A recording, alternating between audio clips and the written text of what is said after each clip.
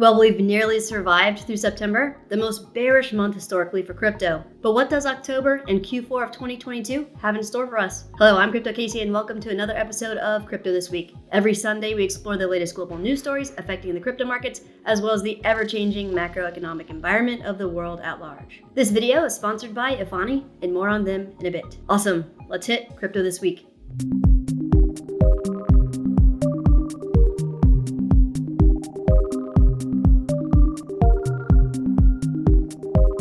The highly anticipated FOMC meeting happened this week, and Jerome Powell signals more pain to come with the Fed sending rates higher. Federal Reserve Chair Jerome Powell vowed officials would crush inflation after they raised interest rates by 75 basis points for a third straight time, and signaled even more aggressive hikes ahead than investors had expected. Basically, at this rate, we likely will not be close to the end of the bear market until the Federal Reserve reverts back to quantitative easing, aka money printing, and lowering interest rates or decreasing the cost to borrow money. But how much longer will that be? Will October bring fearfulness to crypto for 200 straight days? Data shows the crypto market has been fearful for 171 days already. Will the streak continue in October and reach 200 days? My random wild guess is that we are only maybe, if we are lucky, halfway through this bear cycle with another 200 days of pain ahead, which puts us starting to flip around March of 2023, which honestly, unless a lot of global miracles occur between now and then, we are more likely looking at an entire year of pain in 2023. But we shall see.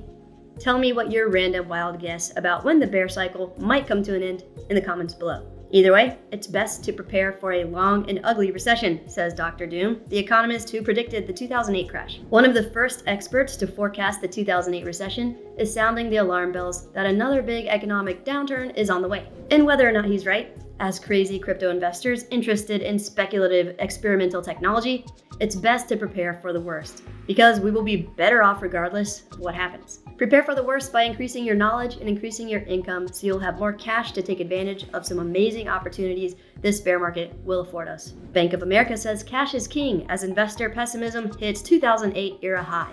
Cash sees weekly inflows, while stocks and bonds have outflows. Sentiment is unquestionably worse since global financial crisis. Speaking of cash, across the pond in UK, there's just 1 week left to spend paper 20 and 50 pound notes. New polymer versions featuring artist J.M.W. Turner and code-breaking Alan Turing will be the only legal tender from October 1st. Eventually, the new polymer notes will be replaced so that the new money bearing the image of King Charles can be distributed, slowly replacing the money with images of the late Queen. The new coins and notes will need to be designed and minted or printed. Then the Royal Mint Advisory Committee must send recommendations for new coins to the Chancellor and obtain royal approval. Designs are then chosen and the final choices approved by the Chancellor and then the King. So the last time money in the UK was redesigned to reflect a monarchy was in 1953. The tradition is interesting, but this day and age it feels a little strange to go through all that just to change the face to reflect a current ruler. But I don't know, that's just my opinion.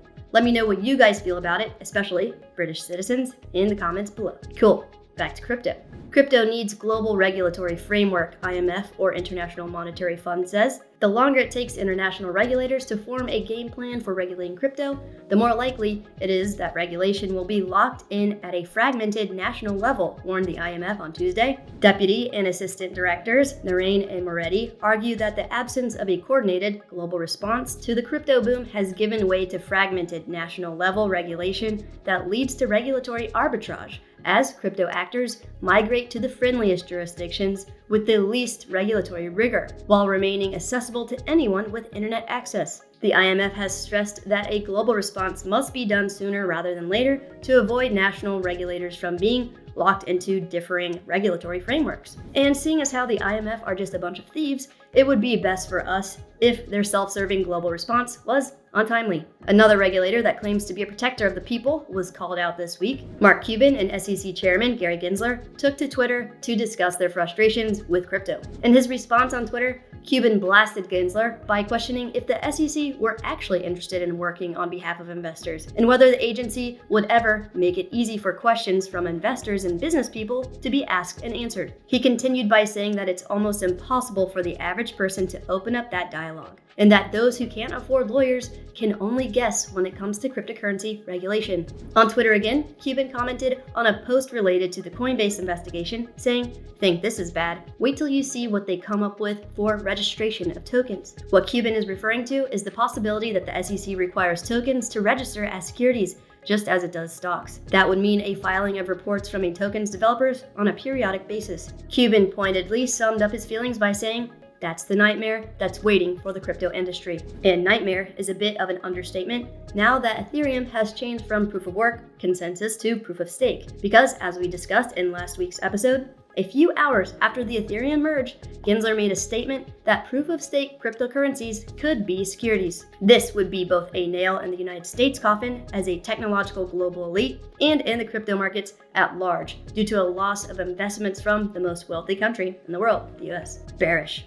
And more regulators that pretend to care about us hit the crypto media scene this week as the Pentagon launches effort to assess crypto's threat to national security. New project is part of the US government's wider crackdown on illicit uses of digital assets. The deal is the latest evidence that federal agencies are ramping up efforts to thwart rogue regimes, terrorists, and other criminal actors using crypto to fund their operations. Okay.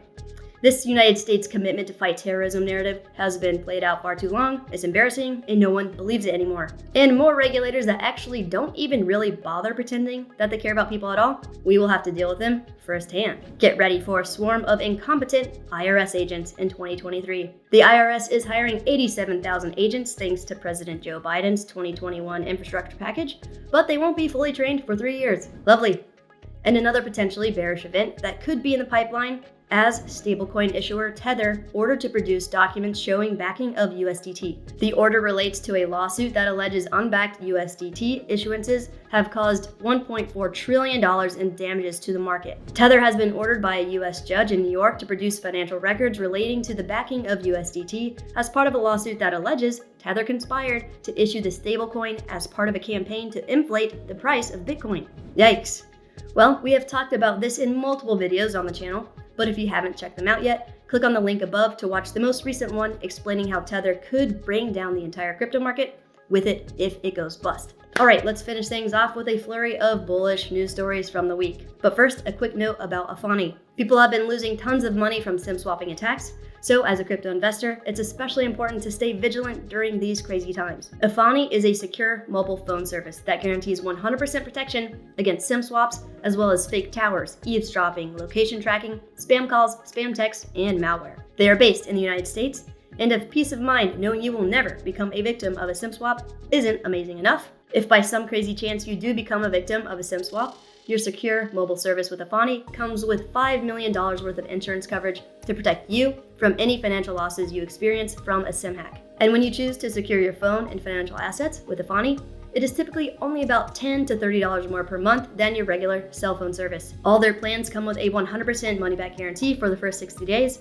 so there is no risk to you for 2 months if you decide to give them a go. So if you want to check out Efani, scroll down to the description area below and use this link to access their correct and official site, or feel free to use the QR code displayed on the screen. Sweet. Russian officials approved use of crypto for cross-border payments. Deputy Finance Minister Alexei Moiseev said the policy describes how to acquire cryptocurrency, what can be done with it, and its use in cross-border settlements. Interesting.